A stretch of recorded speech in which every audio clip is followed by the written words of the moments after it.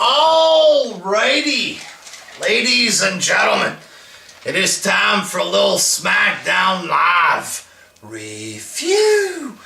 The show kicked off there with the real Mr. WrestleMania, the showstopper, the sexy boy, the real heartbreaking John Cena.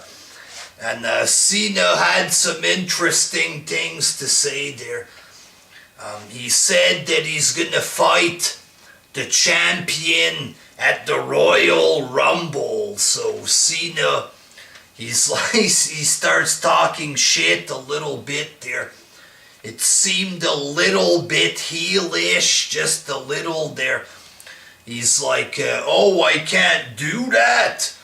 Well, I just did, because I'm John Cena, recognized. So basically, oh, you don't think I deserve to fight for the belt? Well, fuck you, I'm doing it because I'm Cena, pretty much.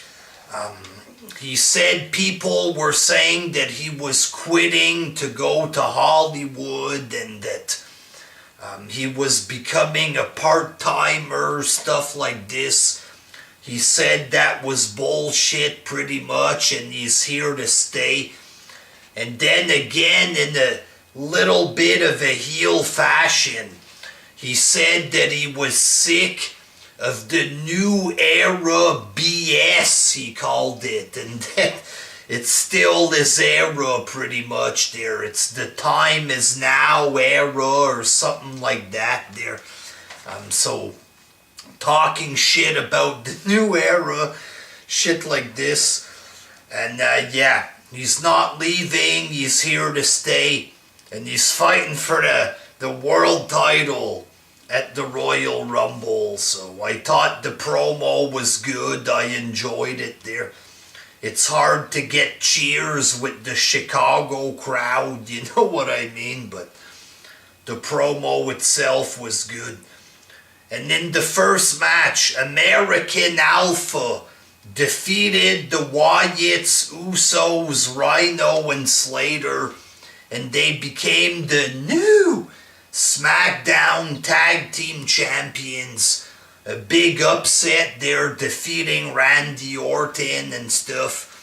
And it was a pretty good match, a pretty damn good tag team match. I think it's a good thing that Orton, he took the pin. It was Orton and Luke Harper. They could have had Harper take the pin instead, you know, but Randy Orton took the fall with their finisher, stuff like this, so it makes them look strong. They beat a legitimate guy like Orton, blah blah blah, so it makes American Alpha look good or whatever as a team. Gives them a bit of credibility or whatever. And the match was pretty good, a pretty good tag match. It was elimination style. It ended with American Alpha beating Orton, so pretty good match. And then we had Carmella backstage with James Ellsworth. Ellsworth was talking to the announcer about how he has no chin and he's skinny, shit like this. And Carmella said that he was uniquely attractive, which was a bit funny, you know what I'm saying? So I don't know where the fuck they're going with this, if they're gonna date or if Carmella is gonna turn on him somehow there and break his heart or something. Don't know what the fuck they're doing with that, but I'm enjoying it, dog. James Ellsworth is starting to grow on me a little bit there. Now that he's away from the world title, you know what I mean? Second match, Alexa Bliss defeated Becky Lynch to retain the women's title. This was a good enough match, but with a weird finish. Last week, Becky Lynch was dressed up as the Luchadora. And this week, there was a different Luchadora who was there to fuck with Becky Lynch. And Alexa Bliss, I guess she's double jointed or something like this. Her arm was all bent backwards, like it looked broken, like instead of bending like this, it was bent the opposite way. And she was distracting the referee with her creepy arm there. And then this mysterious luchadora grabbed Becky Lynch. She hit her head on the exposed turnbuckle. Alexa gets the rolled up 1, 2, 3. So, long time to explain that weird shit there, but a weirdo finish. The match was good enough, I guess. And Alexa Bliss looking hot as fuck. Looking hot as fuck. And Becky Lynch isn't too bad either. They're a pretty good body on her, so I was entertained, dog. Sexy match there, I mean. And then backstage real quick, Renee Young started to interview The Miz. Dean Ambrose appeared from behind. He attacks The Miz.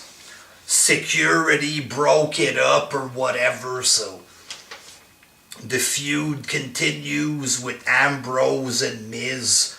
And in the main event, AJ Styles defeated Ziggler and Baron Corbin to retain the title there. Match was pretty good. Some good wrestling by everybody in the match. Corbin hits his finish on Ziggler. AJ with the jumping forearm or whatever the fuck it's called there on Corbin. Then AJ pins Ziggler for the 1, 2, 3. And then Cena came out.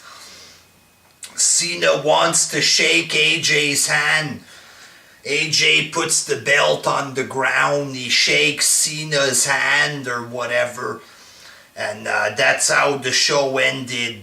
They shook hands. AJ was yelling at him that he was going to keep the belt. Shit like this there. But, so yeah. I'm sure people are going to be pissed off because Cena, Cena might want his revenge there, you know what I mean? But if Cena does beat AJ and he does win the belt at the Rumble, yes, he's going to win the belt for the 16th time or whatever the fuck there, but he might have a match against The Undertaker with the belt, so if that turns out to be the Mania match, Cena against Taker for the title, that might turn out to be really good, actually. So if Cena does win at the Rumble, I'm not going to rage about it or whatever the fuck. Cena hasn't had the belt in a very long time, so if he wins and then fights Taker, I'm going to be happy with all of that shit there. Pretty good show. Damn good wrestling show. They had 3 matches, but they were long, good matches with good wrestling in it, good story building on Smackdown, shit like this there. So, it looks like wrestling is back, dogs. Sometimes Raw isn't that awesome there.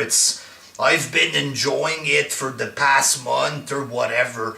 But Smackdown, it's getting pretty good every Tuesday night, you know what I mean? So, if people actually watch the show without raging and you just watch it for what it is, you know what I mean?